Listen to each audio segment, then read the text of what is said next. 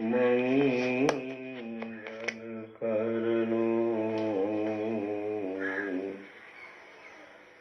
विनगो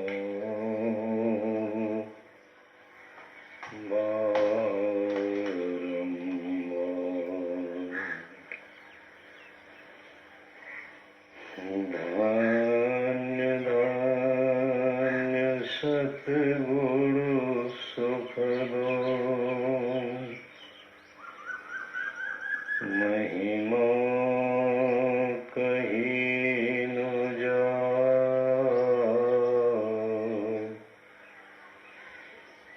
जो कुछ कहूँ तुम्हारी कृपा,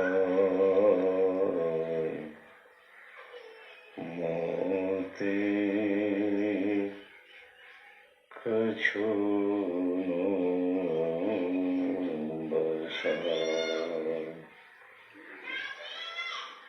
श्री सद्गुरु महाराज की जय। सब लोग बोले श्री सद्गुरु, श्री सद्गुरु, श्री सद्गुरु महाराज की। उपस्थित सत्संग प्रेमी महानुभावों, भक्तिमती आदरणीय माताओं एवं बहनों,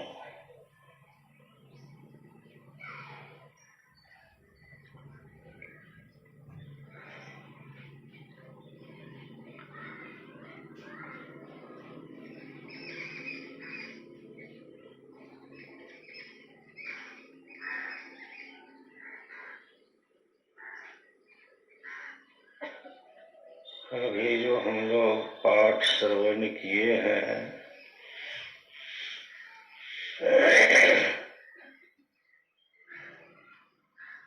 प्रसंग कागभुसुंडी और गरुड़ जी के बीच का संवाद है।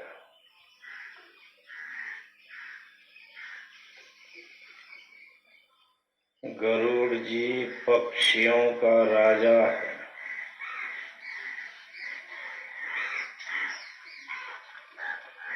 गरुड़ जी को मोह हुआ है। भगवान श्री राम को जब नाग पास में बांधा, भगवान श्री राम उस बंधन में इस तरह से बंध गए, न तो अब उस बंधन को खोल पा रहे हैं, काट पा रहे हैं, और टसमस भी नहीं हो पा रहे हैं। गरुड़ जी के पास हनुमान जी गए। हनुमान जी ने कहा कि आप शीघ्रता से चलने की कृपा करें। भगवान श्री राम नाग पास में बंध गए हैं।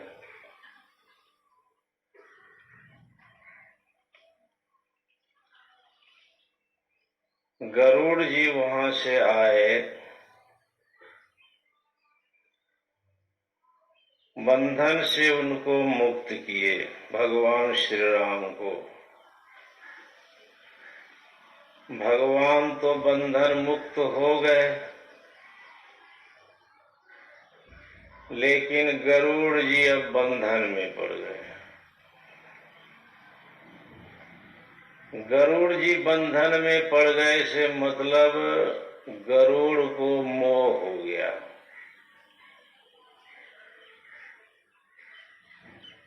जिस भगवान का नाम जपने से संसार सागर से पार उतरते हैं, मुक्ति मिलती है, सब तरह का आनंद होता है, और वही भगवान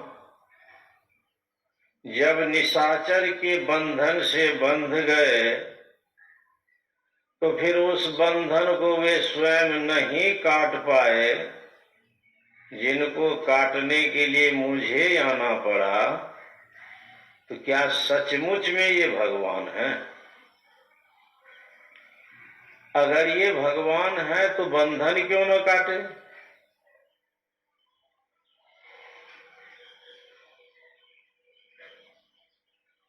यह मोह हो गया गरुड़ जी को। अब मोह का बंधन बड़ा जबरदस्त बंधन होता है।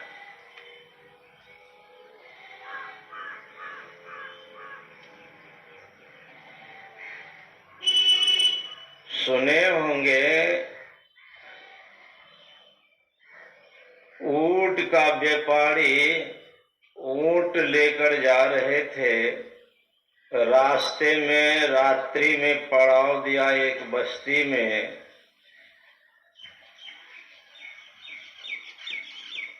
सब ऊंट को खूंटा गाड़ कर डोरी लगा दिया, एक ऊंट की डोरी नहीं मिल रही थी। तो गांव में किसी सबल व्यक्ति के पास जाकर कहा कि मुझे एक डोरी चाहिए, दुकान तो यहाँ है नहीं जो खरीद लेंगे। आप किसान हैं, आपके पास डोरी तो होगी ही, इसलिए एक डोरी मुझे दीजिए। कहा किस लिए? तो कहा एक ऊंट की डोरी हमारी घट गई है, उसे बांधना।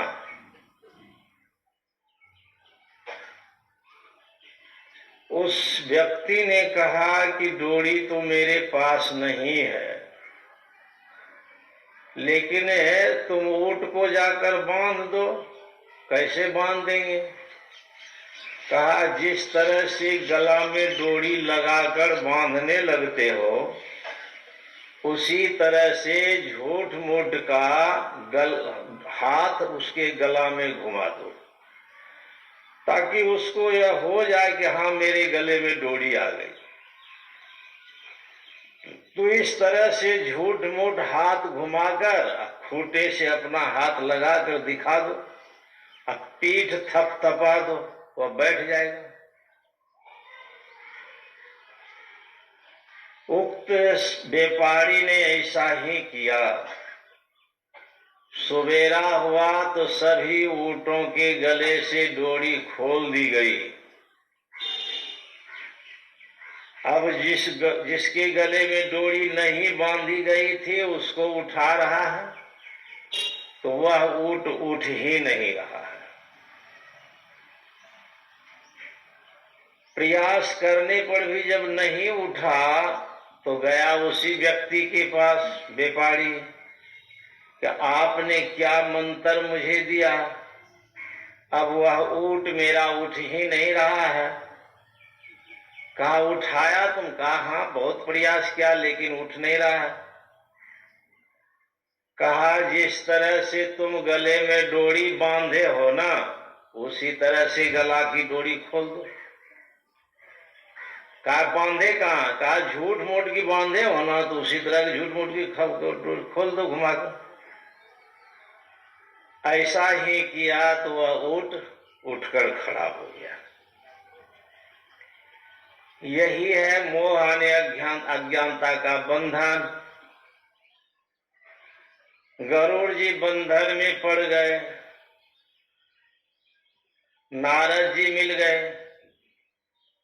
नारद जी ने कहा गरुड़ जी कहो समाचार। कहा महाराज समाचार तो अच्छा है, लेकिन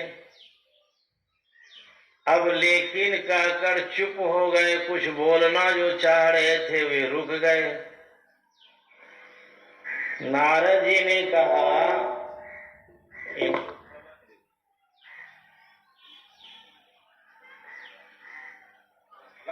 हाँ, श्री सद्गुरु महाराज की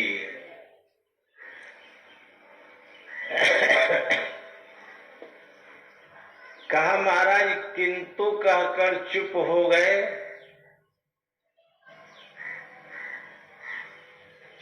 गरुड़ जी ने कहा कि हाँ चुप होने का कारण है। कहा कारण बताइए।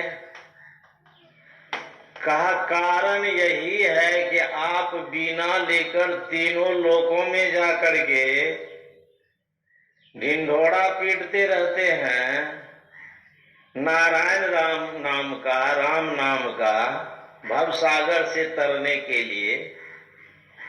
अब वही राम निशाचर ने बांध दिया उनको बंधन में, नाग फांस में, तो वे बंधन को नहीं काट पाए, मुझे आना पड़ा काटने के लिए।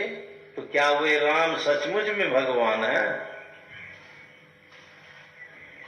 आप जो लोग तीनों लोग दौड़ते रहते हैं। नारद जी को अपनी बात याद आई, चूंकि मोह तो उन्हें भी हुआ था। जब सुंदर रूप मांगने के लिए गए थे भगवान से, भगवान ने कहा था कि जिसमें तुम्हारा भला होगा वही मैं करूंगा। तो शरीर तो सुंदर बना ही दिए थे, मुंह बना दिए थे बंदर का। और विश्वमोहनी के स्वयंवर में जब वरमाला गले में नहीं आई, वो तो सोच रहे थे मैं बहुत सुंदर हूं, भगवान ने सुंदर रूप दिया है तो मुझसे बढ़कर कोई है ही नहीं। अब जैसे विश्वमोहनी प्रवेश करी स्वयंवर में, तो जिधर से वे प्रवेश करती दायां तरफ से, तो नारद भी वहीं पर थे। जैसे नारद को देखा तो विश्वमोहनी उधर घूम गई दूसरी पंक्ति में। नारद जी के मन में हुआ कि शायद मेरे ऊपर दृष्टि नहीं पड़ी, तो उस पंक्ति में चले गए। तो जैसे उस पंक्ति में नारद जी गए तो पुनः विश्वमोहनी लौट गई। एवं प्रकार से भाग दौड़ करते करते अंत में हुआ क्या कि भगवान विष्णु आए, उन्हीं के गला में माला डाल दी। अब माला उनके गले में डाल दी गई। या विश्व लक्ष्मी यानी विश्वमोहनी को लेकर जब वो जाने लग गए भगवान विष्णु, नारद जी ने देखा, काफी क्रोधित हो गए। और मन की इच्छा जब पूरी नहीं होती है तो क्रोध तो होता ही है। क्रोध में जब अपने आप में नहीं रहे, होश में नहीं रहे, तो श्राप भी दे दिए। और श्राप दे दिए कि जिस तरह से मेरी व्याकुलता थी इस स्वयंवर में कन्या को पाने में, यही व्याकुलता तुम्हारी भी होगी पत्नी के वियोग में। तो नारद जी ने उनको शाप दे दिया इस तरह से। नारद जी ने, अब भगवान नारद के शाप को अंगीकार भी कर लिए। कहा ठीक है। प्रसंग है ऐसा कि जब बहुत दिनों के बाद भगवान राम के पास, भगवान विष्णु के पास गए, रामावतार में जब आए, तो भगवान के पास जब नारद गए तो भगवान रो रहे थे बैठकर। नारद जी ने देखा कि दूर से कि भगवान रो रहे हैं। मन में बड़ी गलानी हुई कि मैंने अच्छा नहीं किया, शाप देकर अच्छा नहीं किया, मेरे ही चलते रो रहे हैं। क्योंकि सीता का हरण हो चुका था। राम जो है रो रहे थे, हा गुण खान जानकी सीता,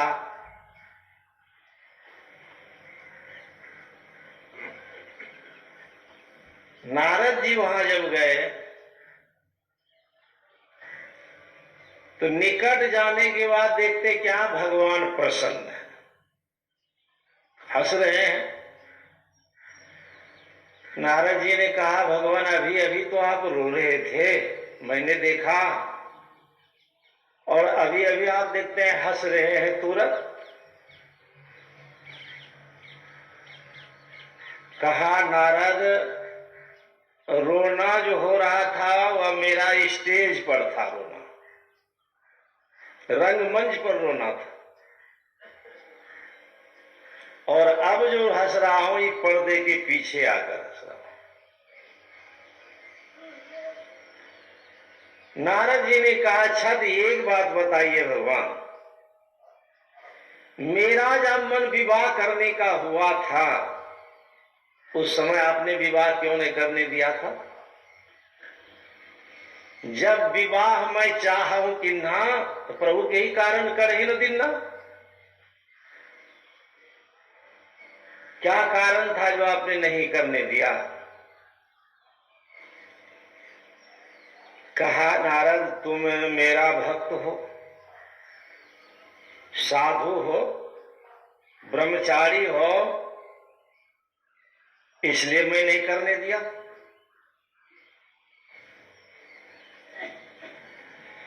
और इतना कहकर कहा इतनी ही बात नहीं है नारद, मैं थोड़ा सा कह रहा हूं इधर बहक करके। कहा भगवान ने इतनी ही बात नहीं है, अवगुण मूल असूल प्रद अप्रमदा सब दुख खान। नारद से कहा कि तुम विवाह करना चाह रहे थे तो वह क्या अवगुण मूल यानी सारे अवगुणों की जड़, सूल कष्ट देने वाले, अप्रमदा सब दुख खान, समस्त दुखों की खान है। कौन? नारी। नारद जी ने कहा अभी आप कह रहे थे हा गुण खान जानकी सीता, तो आपके लिए वो गुण खानी, आपकी पत्नी आपकी सीता गुण की खान, अब मेरे लिए सब तरह के दुख की खान, ये बात हम नहीं मानेंगे।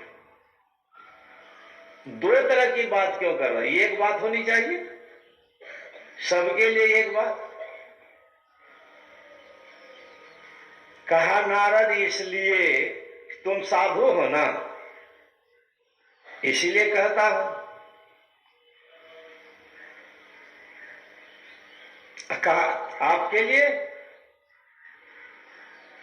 कहा देखो गृहस्थों के लिए वह सब गुण की खान है, पारिवारिक जीवन के लिए सभी गुणों की खान है नारी, लेकिन साधु के लिए सब अवगुणों की खान है। इसीलिए मैं तुमको रोका हूं।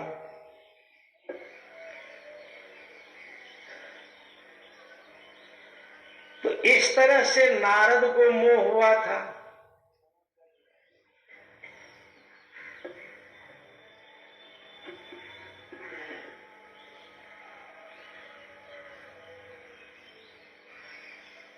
गरुड़ जी को मोह हुआ। इस प्रसंग में यह बात आ रही है कि जब गरुड़ को मोह, नारद जी को मोह हुआ, और तभी जो है उसी मोह को दूर करने के लिए गरुड़ जी, नारद जी ने कहा कि यहां से आप चले जाइए चतुरानन के पास, तब आपका मोह भंग होगा। चतुरानंद जी महाराज के पास जब गए तो चतुरानन ने कहा कि ऐसा कार्य कीजिए, आप पंचानन के पास जाइए।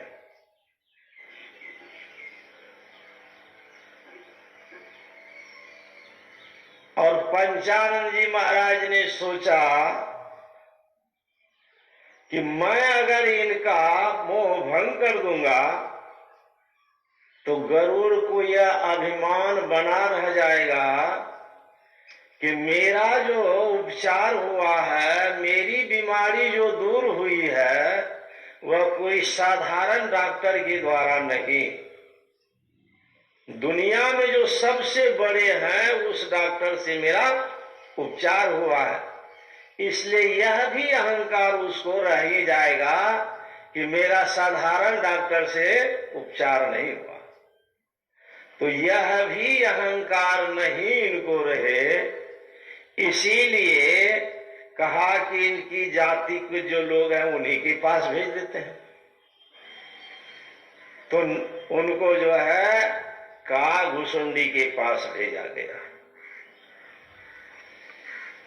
काघुसुंडी के पास आने के बाद वो पक्षियों का राजा, अब वह राजा बैठते हैं नीचे में और पक्षी काघुसुंडी ऊपर में उपदेश कर रहे हैं। राजा नीचे, प्रजा ऊपर। आनंद ने एक बार पूछा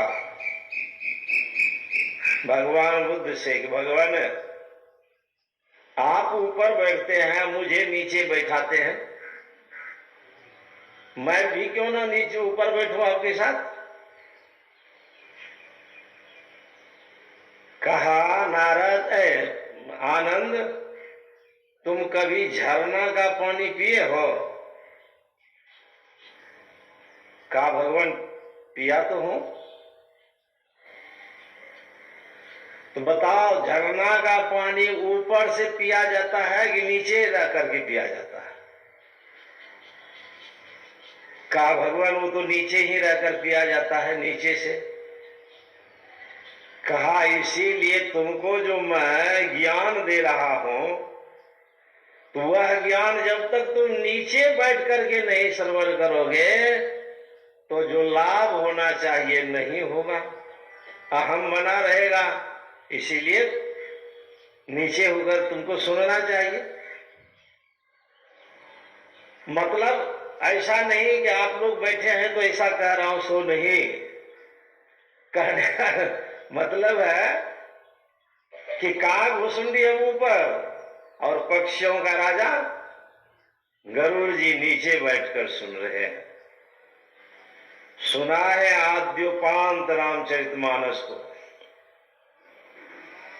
और जब आदि से अंत तक प्रसंग को सुनाए रामचरितमानस का, तब जो है गरुड़ जी का मोह समाप्त हुआ है और उन्होंने कहा कि अब मेरा मोह समाप्त हो गया। अति आतप व्याकुल जिमि होई, तरु छाया सुख जानै सोई।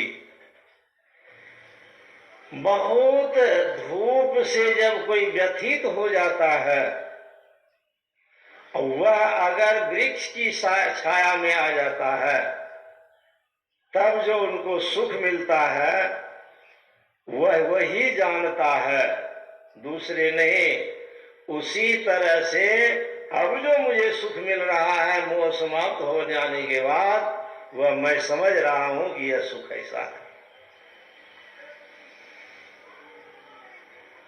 तो उसी प्रसंग को हम लोगों ने अभी सुना है।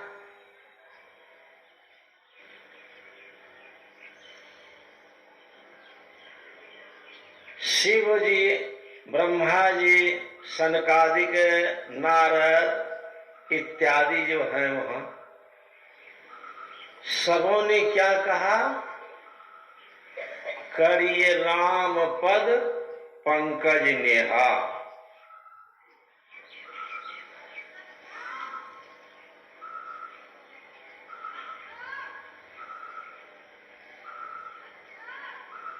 कमठ पीठ जामहि बड़ु बारा, बंधिया सुत बरु काहु ही मारा।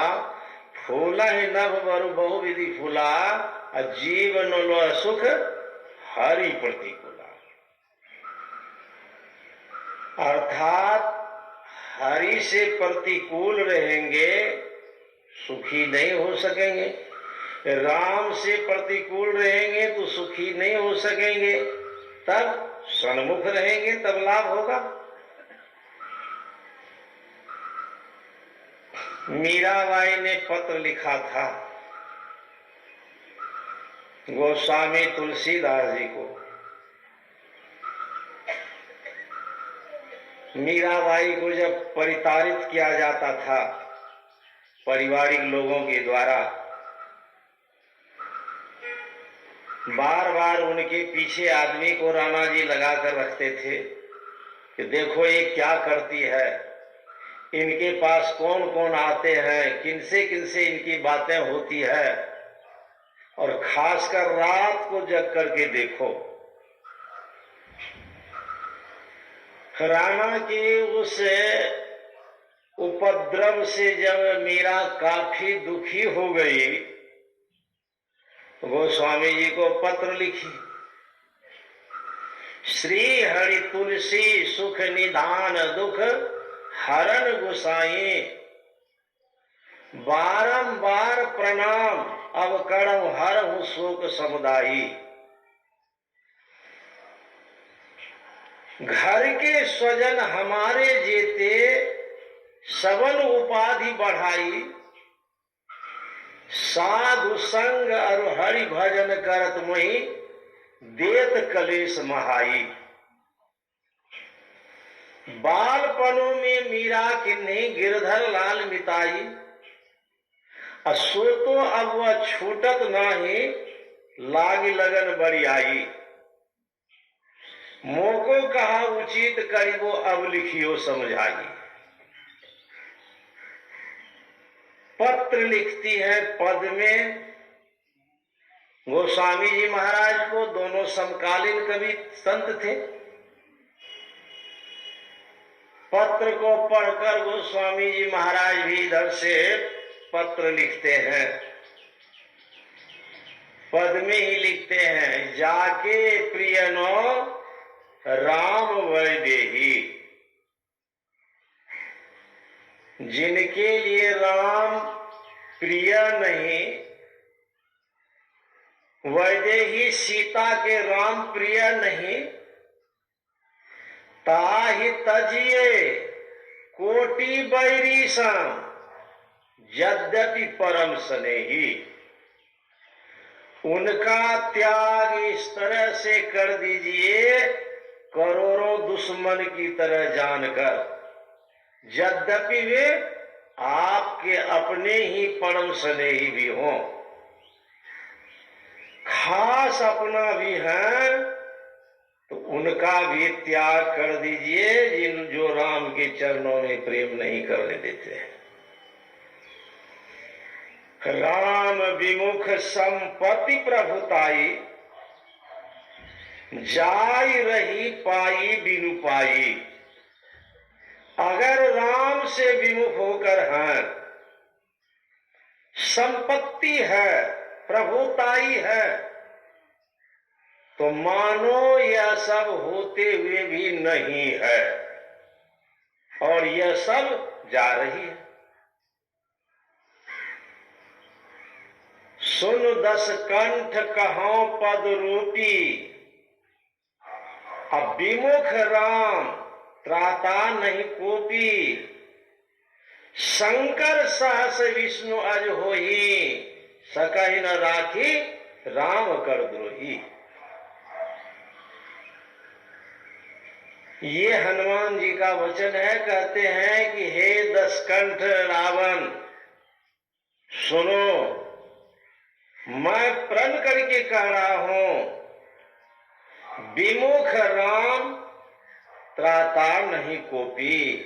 जो राम से विमुख होकर रहेंगे तो दुनिया में उनका कल्याण करने वाला, बचाव करने वाला, उसकी रक्षा करने वाला कोई भी नहीं होंगे। और तो और शंकर सहस 1000 शंकर भी आकर और ब्रह्मा भी आकर के उनकी रक्षा करना चाहेंगे तो 1000 शंकर और ब्रह्मा के द्वारा भी वे सुरक्षित नहीं हो सकेंगे। सकहि न राखी राम कर द्रोही, अर्थात राम की विमुखता में हमारा कल्याण नहीं, सन्मुखता में कल्याण। भरत जी जब नंदीग्राम से बुलाए गए, राजा दशरथ के निधन हो गए, राम वन चले गए और नंदीग्राम से भरत जी को बुलाया गया। अश्वारूढ़ होकर के दूतों को भेजा, जल्दी से बुला कर ला, और वहां कुछ बताना नहीं, इतना ही कहना गुरुदेव बुला रहे। ये कौन कहा? कौशल्या ने। धावम से कौशल्या ने कहा कि तुम जा तो रहे हो बुलाने के लिए, लेकिन मेरे भरत से राजा की बात नहीं कहना। तो गुरुदेव ने कहा तो यह बात छिपी हुई रहेगी कैसे? कौशल्या ने कहा गुरुदेव वह तो बात छिप कर नहीं रहेगी, मैं भी जानती हूं, लेकिन जब तक मेरा भरत यहां मेरे पास नहीं पहुंच जाता है तब तक यह बात छिपी रहनी चाहिए। कहा क्यों? इसलिए कि भरत जो है वह रघुकुल का दीपक है, और राम जो है वे रघुकुल के मणि। तो मणि को कोई झंझा बात, बाहरी कोई बात मणि को बुझा नहीं सकेगी, लेकिन दीपक बुझ जाएगा। हवा की झोंका लगने से दीपक बुझ जा सकता है। इसलिए तब तक उनको यह जानकारी नहीं होनी चाहिए जब तक मेरे पास नहीं पहुंच जाता है। भरत जी आए,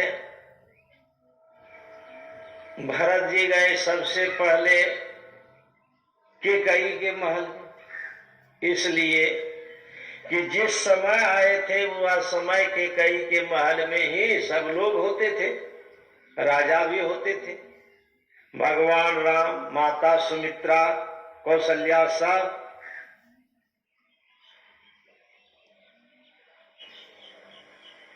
कैकेयी महल में जैसे भरत प्रवेश करते हैं, कैकेयी उधर से सोने की थाली में उनका जो है आरती तोरण उतारने के लिए आ गई सम्मान में।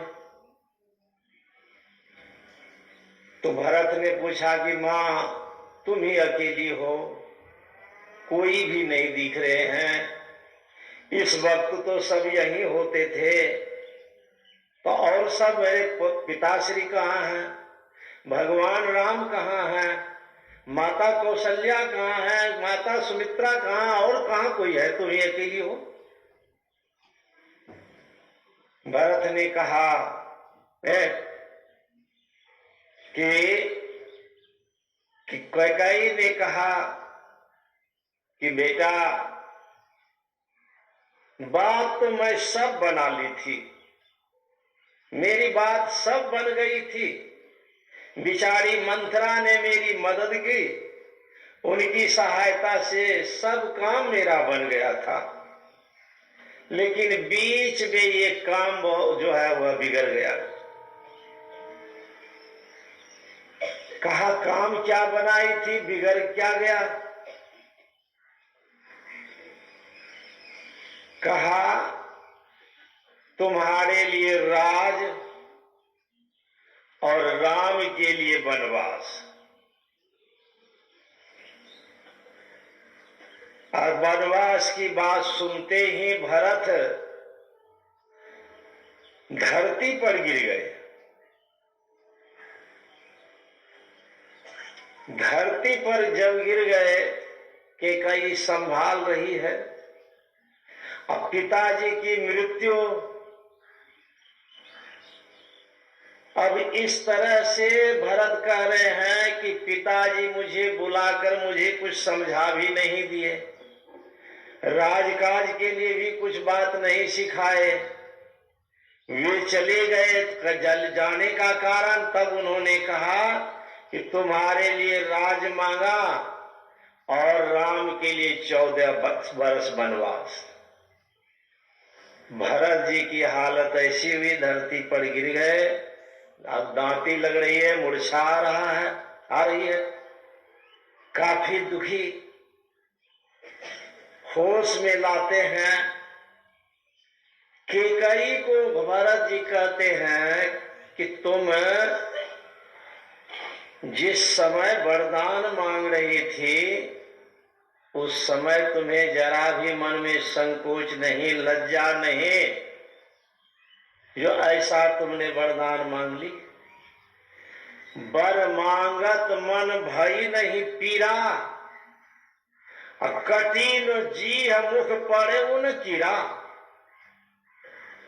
ऐसा वरदान मांगने के समय तुम्हें कोई पीड़ा नहीं हुई, तुम्हारी जिभ्या न कट के गिर गई, तुम्हारे मुंह में कीड़े नहीं फड़ गए जो तुमने ऐसा वरदान मांगा।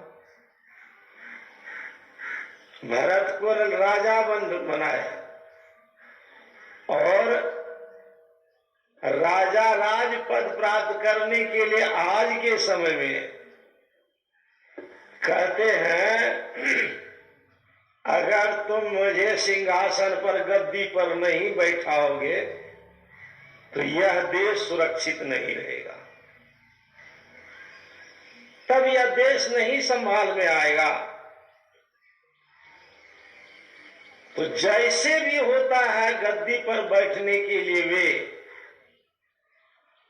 साम दाम दंड भेद ये चारों नीतियां अपनाते हैं, बैठते हैं। और भरत को राजगद्दी मिली है और मां के द्वारा, और मां से यह कह रहे हैं तुम्हारे मुंह में कीड़े नहीं फड़ गए, तुम्हारी जिभ्या नहीं गल गई जो तुमने ऐसा वरदान मांगा।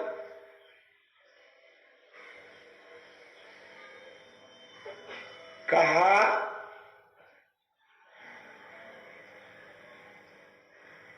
पेड़ काट पाले हो तुम सींचा, मीन जियत नित बारी उलीचा।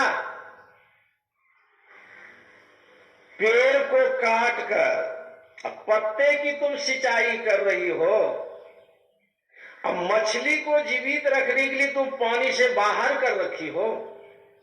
तो जिस तरह से मछली पानी से बाहर आने के बाद वह जीवित नहीं रहती है, उसी तरह से राम के बिना मेरी हालत आज हो रही है।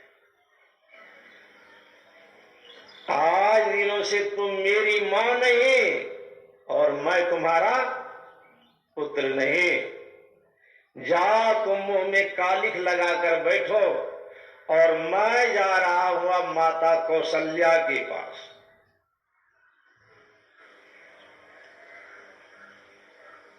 कहा हंस वंश दशरथ जन को राम लखन से भाई, जननी तुम जननी भई विदिशन का सुनो बसाए।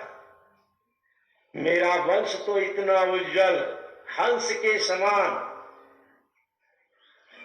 राजा दशरथ इतने उज्जवल के चरित्र के, राम और लक्ष्मण जैसा मुझे भाई, लेकिन हे जननी तुम मेरी मां बनी, तुम्हारे पेट से मेरा जन्म हुआ, यही दुख की बात है।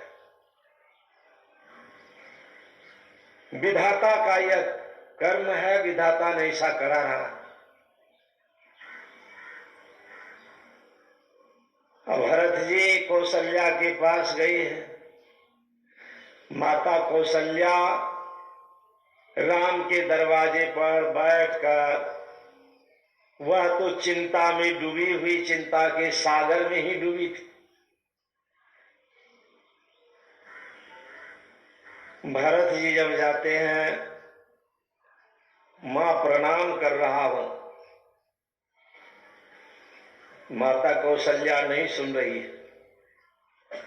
मां प्रणाम कर रहा हूं, नहीं सुन रही है। मैं ही इस कुल का सब अपराधी, सब गुणों से अपराधी हूं मां। अब तुम मुझे यहां खोलकर देख भी नहीं पा रही हो। मैं पापी अवश्य हूं मां, लेकिन मैं तुम्हें विश्वास दिलाता हूं, मेरा अगर इसमें जरा भी कहीं लेस मात्र भी विचार होगा तो विधाता जो दंड देना चाहे, गाय को मारने से, गौशाला जलाने से, गुरु पत्नी की हत्या करने से, और भी कसम खाते रहे। बहुत कसम खाए हैं कि ये सब काम के करने से जो पाप लगता है वह सारा पाप मुझे हो।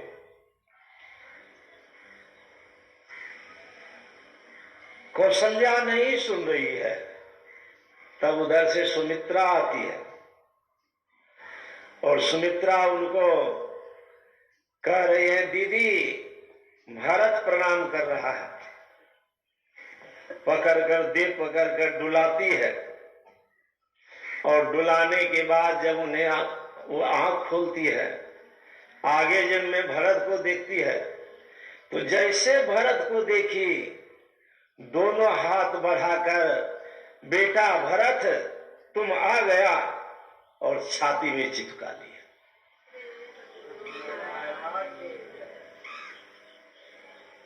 भरत कुछ कहने लगे। माता कौशल्या ने कहा, बेटा तुम्हारा कोई दोष नहीं है। अगर सच को हो बेटा तो दोष तो सब मेरा है। इतनी बड़ी बात हो गई, मैं अभी तक जीवित हूं, यह मेरा दोष है, मैं देख रही हूं। मेरा दोष है बेटा, तुम्हारा कोई दोष नहीं। कहते हैं सरस्वती ने ऐसा किया, तो सरस्वती की बुद्धि तो देवता ने बिगाड़ी।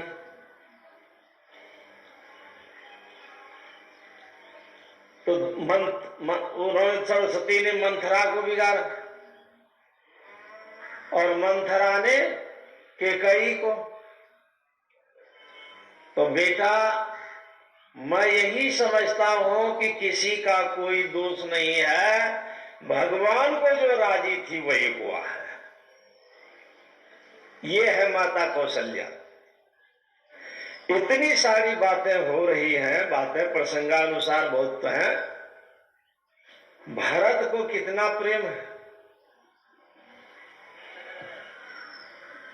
भरत जी पिता का अंत्येष्टि क्रिया कर लेने के बाद अब पहले तो यह हुआ कि जब ये पिता को संस्कार करने लग गए तो तीनों रानियां सती होने लग गई। भरत ने कहा कि मां, अगर तुम सती होना चाहती हो तो ठीक है, मैं नहीं रोक पाऊंगा। अगर यही तुम करोगे तो पहले मैं चिता रच करके जलता हूं और तब पिताजी के साथ तुम जल जाना, अथवा तुम अपनी गोद में मुझे बैठा सती होने के लिए।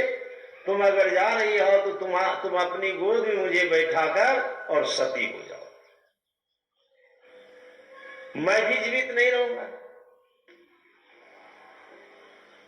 और अगर तुम मेरी बात मानती हो तो मैं कहता हूं भगवान को मैं लाऊंगा लौटा करके।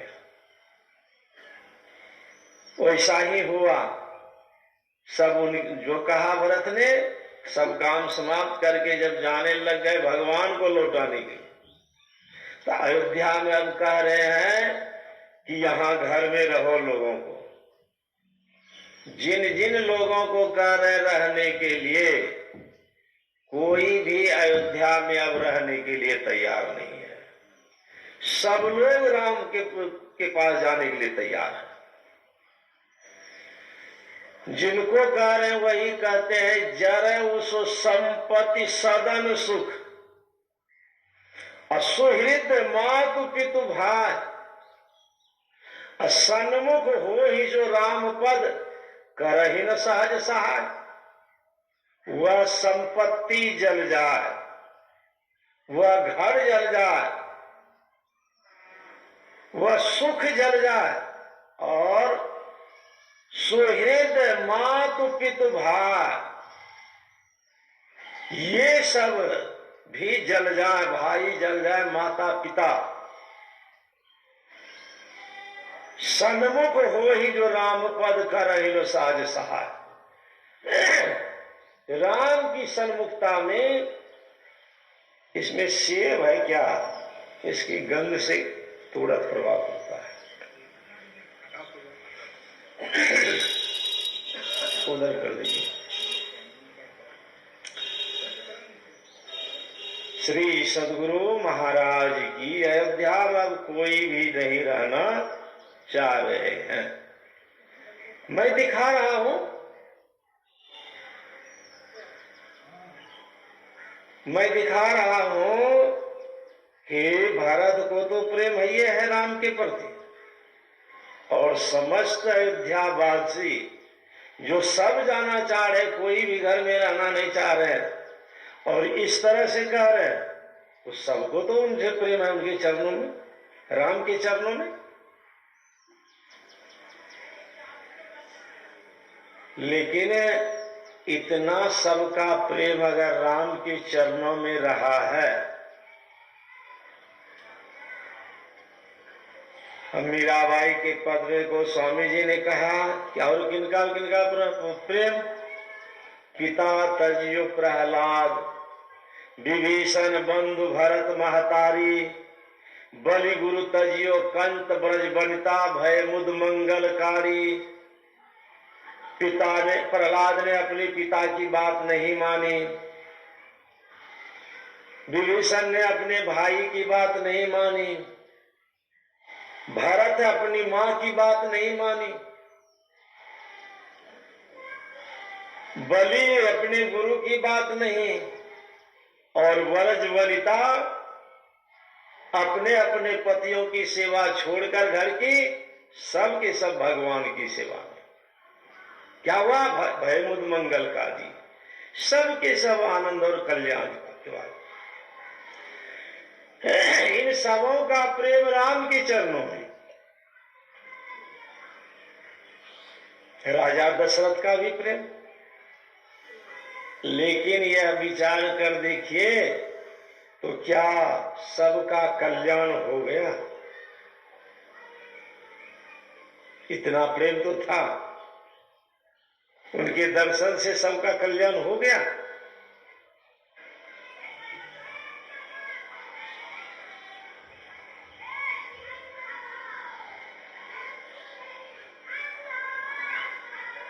अर्थात नहीं हुआ। भले मानते हैं रावण को भी दर्शन हुआ, प्रेम उनका नहीं था, लेकिन रावण के लिए भी कहा जाता है कि भगवान के चरणों में मेरा भी प्रेम था। जिस समय जय विजय के रूप में थे, भगवान की ही सेवा में थे, शापित हुए थे 3 जन्मों तक राक्षस बनो, तो तीसरे जन्म में पुनः राक्षस बनते रहे 3 जन्मों तक। तो रावण का भी प्रेम था राम के चरण। अगर रावण इस तरह से नहीं करता तो राम उसका संहार कैसे करते? और जब तक उनका संहार उनके हाथों से नहीं होता तो उनका उद्धार कैसे होता? ऐसा भी कहा जाता है। लेकिन इन चरणों में जिन जिन लोगों का प्रेम, पूरा का पूरा कल्याण किन्हीं का नहीं है। पिता का कितना प्रेम, वियोग नहीं सह सके। माता कौशल्या का धैर्य तो इतना रहा कि राम जब बन जा रहे थे, प्रणाम करने के लिए जब गए, आदेश जब मांगा, कौशल्या ने कहा जो केवल पितु आयसु ताता, तो जनि जाव जानी बड़ी माता। हे तात पुत्र, अगर केवल पिता की आज्ञा है बन जाने की, तब तो तुम पिता से माता को बड़ी जानकर, विशेष जानकर के तुम रह जाओ, तब बन तुम नहीं जाओ। लेकिन अगर पितु मातु आज्ञा है, जो पितु मातु बन जाए ताता, माता और पिता दोनों की आज्ञा है, तो कानन सत अवध समाना, तब तुम्हारे लिए जंगल जो है वह 100 अयोध्या के समान होगा। यह मां ने कहा।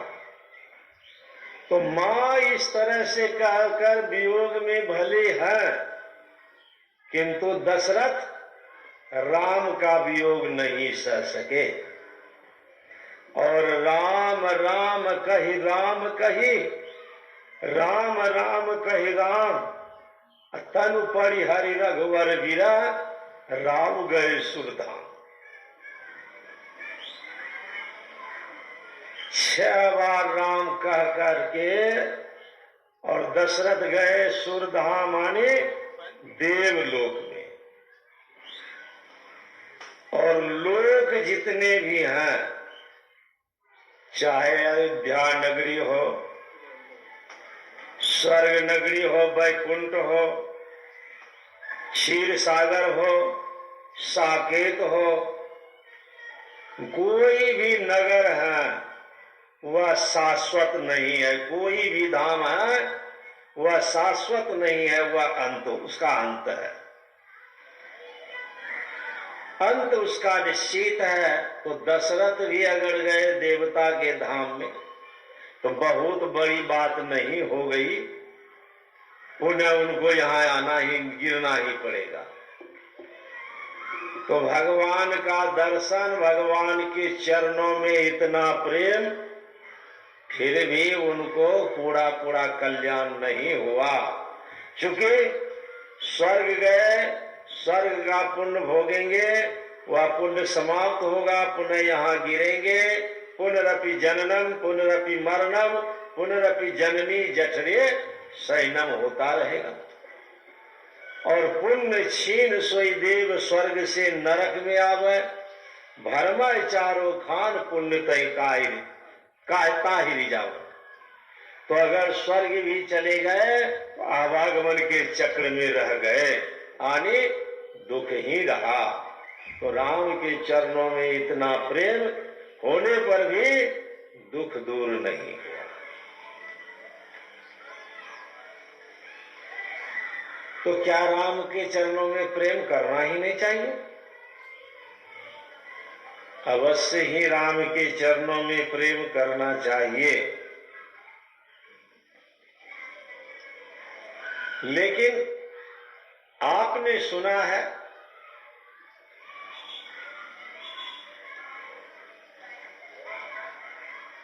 प्रसंग में हमारे श्रद्धे परमेश्वर बाबू से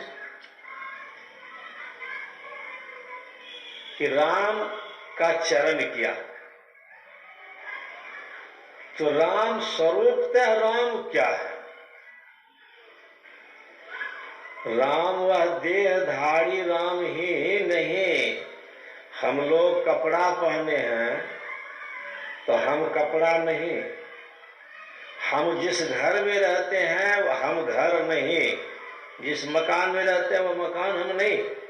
हम कोट कुर्ता पहने हैं तो कोट कुर्ता हम नहीं है, हम तो पहनने वाले हैं। उस घर में रहने वाले हैं तो रहने वाले हैं, घर हम नहीं है, कपड़ा हम नहीं है, इस कपड़ा को हम धारण किए। तो राम जो स्वरूप राम है, उस राम ने जो रूप को धारण किया वह रूप राम नहीं।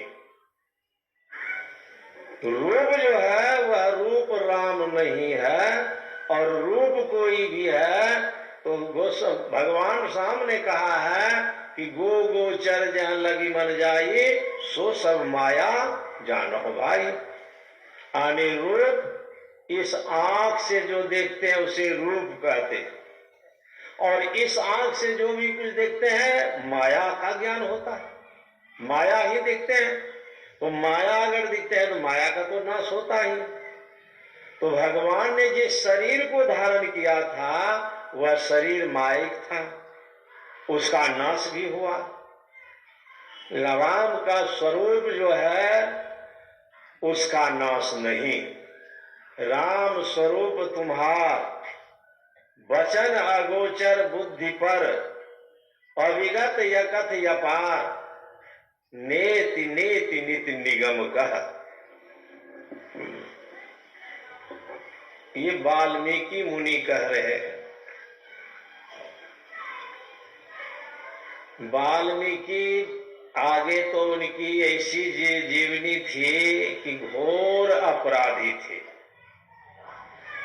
इतने ब्राह्मणों की हत्या या यज्ञोपवीत संस्कार किए हुए लोगों की हत्या जो 7 बैलगाड़ियों पर जनेऊ लादा गया था। इतने बड़े हत्यारा वाल्मीकि।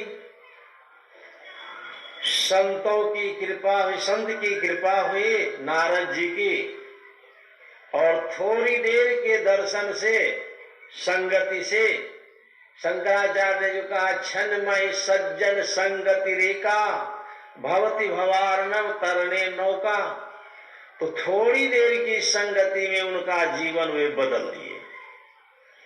वही वाल्मीकि रत्नाकर हत्यारा कहकर जाने जाते, और वही रत्नाकर हत्यारा नारद जी के उपदेश को पाकर ऐसे हुए वाल्मीकि भगवान कहलाने लगे। उनको वह ज्ञान प्राप्त हो गया जो स्वरूप का दर्शन होता है। राम तो उनके सामने खड़े थे 3.5 हाथ के शरीर लेकर, लेकिन वे कह क्या रहे हैं? राम स्वरूप तुम्हार वचन अगोचर बुद्धि पर, अविगत अकथ अपार। अविगत मतलब आपसे कहीं भी जगह खाली नहीं है। दुनिया इतनी बड़ी दुनिया, और इतनी बड़ी दुनिया में आपसे कहीं भी दुनिया खाली नहीं। जबकि सामने में खड़े थे, तो सामने में खड़ा रूप था, राम जिस रूप को पहने थे, और स्वरूप से वे सर्वत्र थे, सब जगह। स्वरूप से वे सर्वत्र व्यापक थे। तो जो स्वरूप से व्यापक थे वह वचन अगोचर था और बुद्धि से परे था। वचन से उसका निरूपण नहीं, और बुद्धि वहां तक पहुंच ही नहीं पाएगी। तो ऐसे राम थे। इस राम का चरण तो आप जानते हैं, सुनते हैं, सुने हैं कि सगुण साकार रूप का चरण नीचे वाला भाग होता है, पैर सगुण साकार होता है। और जो निर्गुण निराकार है, स्वरूपतः जो अनंत है, वह निर्गुण निराकार का चरण, यानी सबसे छोटा सा छोटा चिन्ह, वह होता है बिंदु। बिंदु निर्गुण निराकार रूप का, निर्गुण निराकार का चरण है। यानी उस सत्य परमात्मा राम को प्राप्त करने के लिए पहले बिंदु रूप चरण को प्राप्त करना पड़ेगा। और बिंदु रूप चरण प्राप्त होगा कैसे? यही ज्ञान संतों के द्वारा मिलता है। गुरु महाराज के वचन में भी सुने, गुरु हरि चरण में प्रीति। तो युग काल क्या करे? कछवी की दृष्टि हो, जंजाल क्या करे। गुरु हरि चरण अर्थात गुरु रूप हरि के चरणों में, यानी हरि गुरु ही हरि है। बंदो गुरुपद कंज कृपा सिंधु नर रूप हरि। अर्थात गोस्वामी जी अब कह रहे हैं कि कृपा के समुद्र और मनुष्य के रूप में ये प्रत्यक्ष हरि है। तो यही गुरु रूप हरि के चरणों में अगर प्रीति हो जाए तब युग और काल कुछ नहीं करेगा। आने चरण तो सबका एक ही है, राम का भी चरण वही है, गुरु का भी चरण वही है, लेकिन उन चरणों को पकड़ावेंगे गुरु। सदगुरु के बिना वह चरण नहीं पकड़ सकेंगे। इसलिए गुरु महाराज जो बतावे उनके ज्ञान के अनुकूल जब चलेंगे तब उस चरणों को हम प्राप्त करेंगे जो बिंदु रूप है।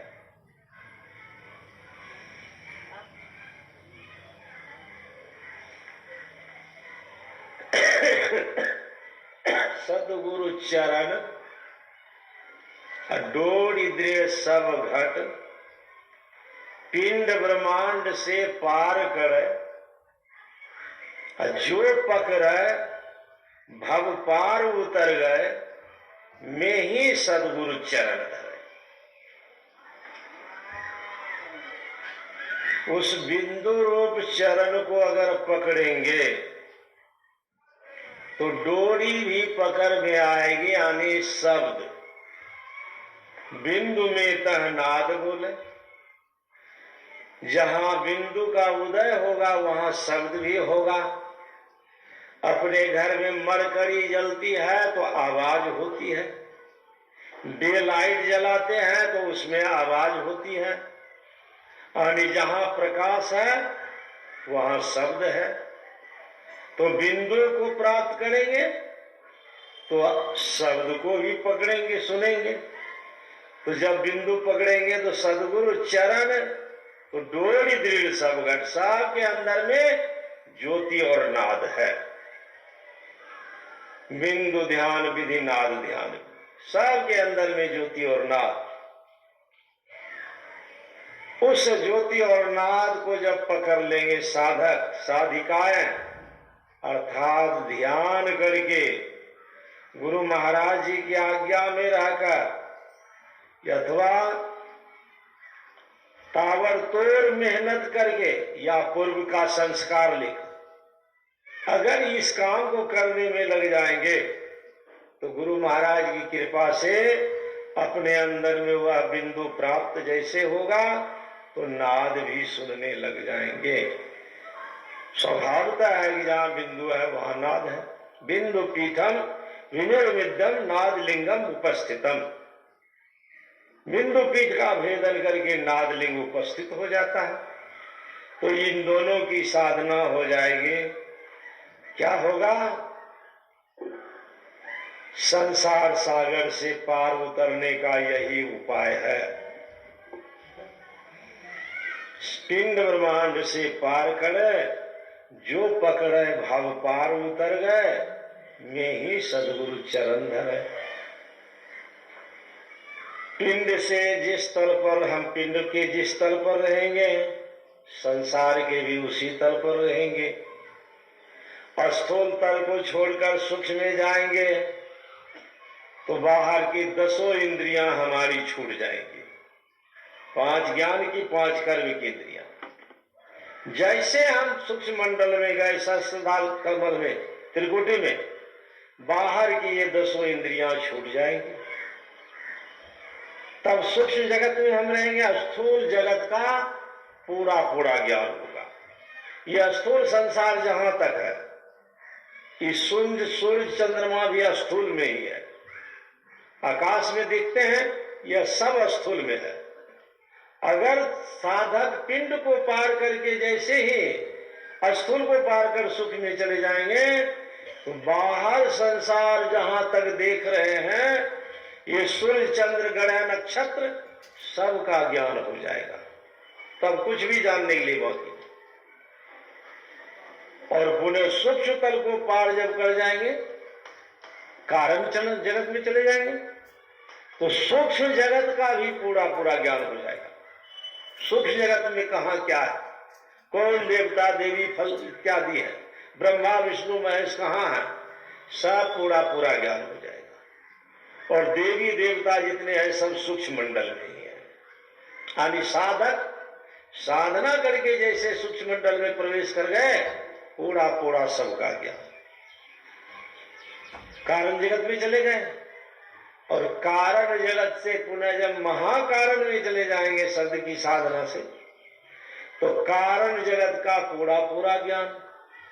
इसी तरह से यह ज्ञान संत सद्गुरु का, इस ज्ञान का अभ्यास अगर करें हम, तो अवश्य ही पिंड ब्रह्मांड को तो पार कर ही जाएंगे, राम को प्राप्त कर लेंगे, राम स्वरूपतः परमात्मा को प्राप्त कर लेंगे।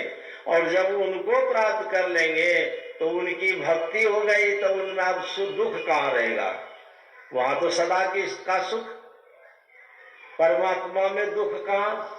तो इस तरह से अगर उस राम को प्राप्त कर लेंगे, तब कभी दुख का मुख देखना ही नहीं पड़ेगा, सब सुखों की खान।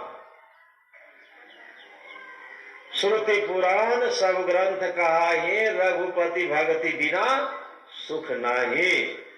यहाँ उनको प्राप्त कर लेंगे, भक्ति करके समस्त सुखों को हम प्राप्त करेंगे। और जब तक विमुख रहेंगे तो संसार में कुछ भी बनकर रहेंगे, दुख रहेगा।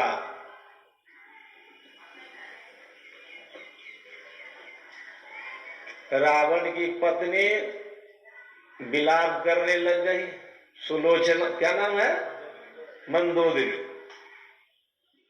पति गति देखी दे करई पुकारा, छोटे कच नहीं बपुस संभारा, उर तारना करहि विधि नाना, रोवद करहि प्रताप बखाना, तब बलनाथ डोल नित धरनी, तेजहीन पावक शशि तरने, भुजबल जितहु काल जम साई, आज बड़े हो अनाथ की नाही, वरुण कुबेर सुरेश समीरा, रण सन्मुख धरि सकहिन धीरा, जगत विदित तुम्हारी प्रभुताई, सुत परिजन बल बरनिन जाई, राम विमुख यस हाल तुम्हारा, रहा न कुल कोई रोवन हारा। राम से विमुख होकर रहने के कारण यह दशा मंदोदरी कह रहे हैं कि हे नाथ, छोटे कच नहीं बपुस संभारा, बाल बिखर गए, शरीर पर के वस्त्र का संभाल नहीं रहा, छाती पीट पीट कर रो रही है, उर तारना करहि विधि नाना, रोवत करहि प्रताप बखाना। कुछ कुछ माँ जब रोती है जिस वियोग में, तो उसकी महिमा भी गाती हैं, प्रताप भी बखान करती हैं।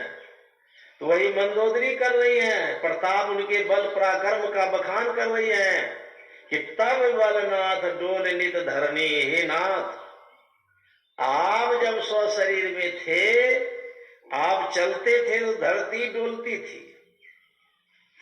तेजहीन पावक शशि तरने, आपके तेज के सामने सूर्य चंद्रमा अग्नि भी तेजहीन थे।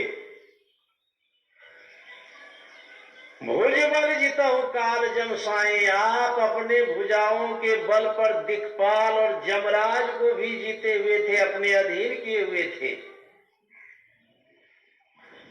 भुजबल जितहु काल जम साई, आज पड़े हो अनाथ की नाही, आज वाली धूल में लपेटे पड़े हुए हो।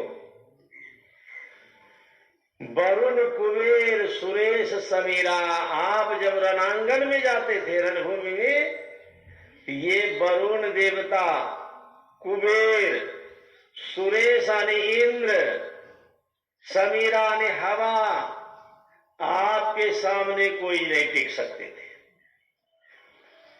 रण सन्मुख धरि सकहिन धीरा, सामने कोई नहीं टिक सकते थे। और तुम्हारी ऐसी महिमा, जगत विदित तुम्हारी प्रभुताई, सुत परिजन बल वर्णिन जाई। बेटा और पोते का बल पराक्रम भी वर्णन नहीं किया जा सकता, लेकिन इतना सब कुछ होते, सबको जीत लेने पर भी, सबको अपने अधीन में कर लेने पर भी आपकी दशा ऐसी जो हुई, ये राम विमुख होकर रहने के कारण, राम विमुख यश हाल तुम्हारा, रहा न कुल कोई रोवनहारा। कोई रोने वाला नहीं। उसी राम के चरणों में हमारा प्रेम जब तक होगा तब तक हम सुखी नहीं तो सगुण राम के चरणों में, देहधारी राम के चरणों में प्रेम होता रहेगा तो वो नित्य नहीं। देह की नीति जो है नित्य नहीं है, वह तो माया है, उसका नाश अनिवार्य है। सज्जनों, मैं अब विराम लूंगा क्योंकि मुझे जाना भी है। सत्संग प्रतिवर्ष श्रीमती पूजा रानी जो है अपने यहाँ कराती है। संजोग ऐसा है कि मैं ही आ रहा हूं। 1 या 2 बार श्रीनिवास बाबा भी थे। सत्संग जो होता है विजय बाबू जो है, श्रद्धेय विजय बाबू, वे जब से दीक्षा लिए हैं जिस तारीख से, उसी डेट में आने का ये दीक्षा का जन्मदिन, उसी जन्मदिन को ही मनाते हुए आ रहे हैं। गुरु महाराज की कृपा हो। पत्नी तो ऐसी होनी चाहिए, पति के लिए उनके प्रति यह शुभ भावना हो। लोग बेटा का जन्मदिन तो मनाते ही हैं, बेटा का जन्मदिन मनाते हैं, बेटी का भी मनाते हैं, ये सब का भी मनाती हैं। लेकिन बेटा कुछ ऐसे भी होते हैं कि वे डाकू हो जाते हैं। और डाकू कहाँ के लिए? घरे के लिए डाकू। जैसे माँ बाप वृद्ध होने लग गए, चाबी मुझे थमा, चुपचाप बैठो अब घर में, तुम्हारा कोई काम नहीं, तुमको कुछ बोलने का कोई अधिकार नहीं, जो करूंगा मैं करूंगा। तो जिसने इतना सब कुछ किया, संपत्ति कमा कमा कर इतना जमा कर दिया, और आज जब वे कमजोर हो गए तो वही बेटा माँ बाप के लिए डकैत बन जाता है कि अब तुम्हारा जो है सब मेरा है, दो मेरे हैं। 22 कोठली मकान, 4 लड़का, चारों लड़का ने 2200 कोठली मकान अपना अपना बांट लिए। पिता ने बनाया कमाकर और सब बेटा ने बांट लिया। और बाप के लिए अब क्या क्या, आगे में जो पान का कठरा नहीं होता है दुकान, वही पान के कठरा बनाकर आगे में दे दिया उनको रहने के लिए कि अब आप इसी में रहिए। तो जो कमाए, जिन्होंने इतना मेहनत करके बनाया, और आज उनकी यह स्थिति कि जो महल उसने बनाया उस घर में उनको रहने का भी अधिकार नहीं, काठ की दुकान वाले कमरा में जाकर के आप रहिए चुपचाप। यह स्थिति है दुनिया की। दक्षिण की तरफ मैं गया था एक बार, बहुत दिन पहले की बात है, मैं समझता हूं 15-20 वर्ष हो गया होगा। सबल व्यक्ति के यहां गया था, कोई अभाव नहीं, बहुत बड़ा मकान हो गया।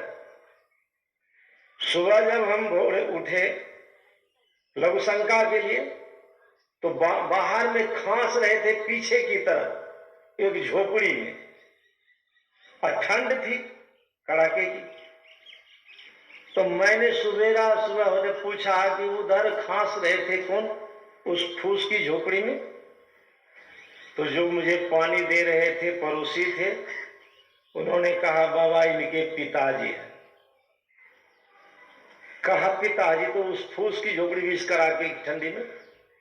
कहा हाँ इधर नहीं रहने देते हैं, उधर दिए बस फूस की झोपड़ी। बताइए दुनिया कैसी। जिसने इतना किया आज उनका कोई अधिकार नहीं है। संसार इस तरह से। तो बेटा का जन्मदिन मनाते आइए, लेकिन वही बेटा हो सकता है। सब बेटा ऐसा नहीं है, बहुत बेटा नहीं है, लेकिन बहुतों में भी बहुत है। तो अगर माँ बाप के जन्मदिन को मनाते हैं, पत्नी जो है पति के मना रही है, यह तो और अच्छी बात है, बहुत सुंदर बात। सबको मनाना चाहिए। मैं तो कहूंगा कि माँ बाप का मनाइए, और भी अच्छा। पत्नी पति मना रहे हैं, बहुत अच्छा। बेटा बेटी नहीं मनाइए, सो नहीं, उनका भी कीजिए, लेकिन संसार इस तरह का, इस पर सबका विचार होना चाहिए। श्री सद्गुरु